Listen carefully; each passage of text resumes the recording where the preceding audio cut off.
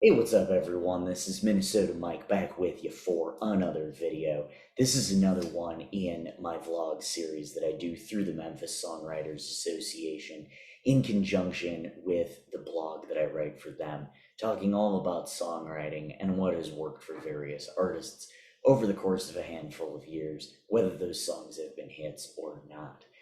So, last time we talked about Scenes from an Italian Restaurant by Billy Joel, talking about the suite, the art of the suite, distinguishing that from a medley where you have, two songs and they're two separate songs. But in this particular one, it's kind of more fragments, but it's not quite a mashup. So, we talked about Scenes from an Italian Restaurant, and this time out, we're going to chat about You Never Give Me Your Money by the Beatles. In thinking about this blog, I knew I wanted to include a Beatles suite, but then I realized this would be challenging to narrow down, as the entire second side of Abbey Road is basically one long suite.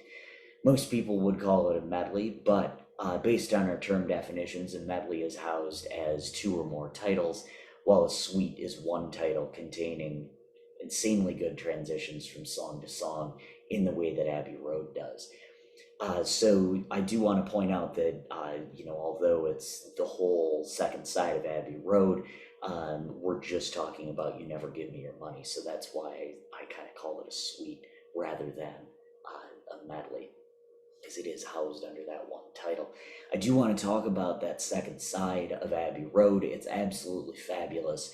And I'm not the only one who's been inspired by it. Billy Joel, who we talked about in the last vlog, has listed side two of Abbey Road as an inspiration for Scenes from an Italian Restaurant, which we chatted about last time. So I'm going to talk about the lyrics and the structure together. You Never Give Me Your Money starts off with a haunting piano part played to the title lyrics, You never give me your money, you only give me your funny paper. Allegedly, the song was about their manager, Alan Klein, not handling the group's money well. After the piano section, it moves to a faster section talking about being out of college with no money and seeing no future for yourself, especially after getting laid off from job after job. Then it transitions into a little bit of a silver lining section, saying if you have nowhere to go, it's a magic feeling as you can't lose what you never had. However, the next section, starting off with One Sweet Dream, talks about how nice it was once your dream of getting somewhere actually came to fruition. This could have been despite the person who never gave them their money, or because the person finally gave them their money. So, melodically, You Never Give Me Your Money is written in C major. The intro on piano uses A minor 7, D minor 7, G, C, and then F major 7, D minor 6, E, and A minor. The second part of the piano section uses the same chords, but it ends with F, G, C, and C7 instead of the last chords for the first time around. Section 2 switches to guitar, starting off with Out of College Money Spent, and that utilizes C, E7, A minor, C7, F, G, C, and C7, which gets repeated twice. This is followed by B flat, F, F, C, and that gets repeated twice. And that is followed by an interlude that uses the chords of B flat, F, C, B flat, F, C, B flat, F, followed by C, D7, E flat, G7, C, A7, E flat, C7, F sharp, E flat 7, A, F sharp, G, and G sharp. Like I said, simple.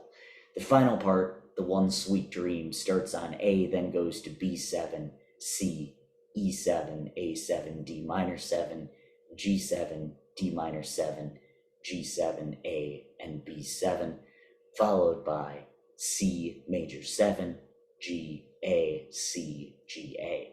That ending coda, the 1, 2, 3, 4, 5, 6, 7, all good children go to heaven, uses C, G, and A, which repeats 5 times to fade out the song. More than the chords themselves, though, is how the chords are played in order to fit that particular part and the mood of that particular part. The song starts off with a slow piano part and then keeps ramping up as it continues on. Of course, the lyrics get more chipper, and as they do, so does the melody and the vocals, culminating in the harmonies of the last part. So that was You Never Give Me Your Money. Like I said, our discussion on sweets and how they can function in songs. I hope that has influenced your writing. I hope that it does. After you take a look at this video, take a listen to the song, all of that good stuff. Next time, we are going to continue our discussion on sweets, talking about All Good People. I've seen All Good People by Yes.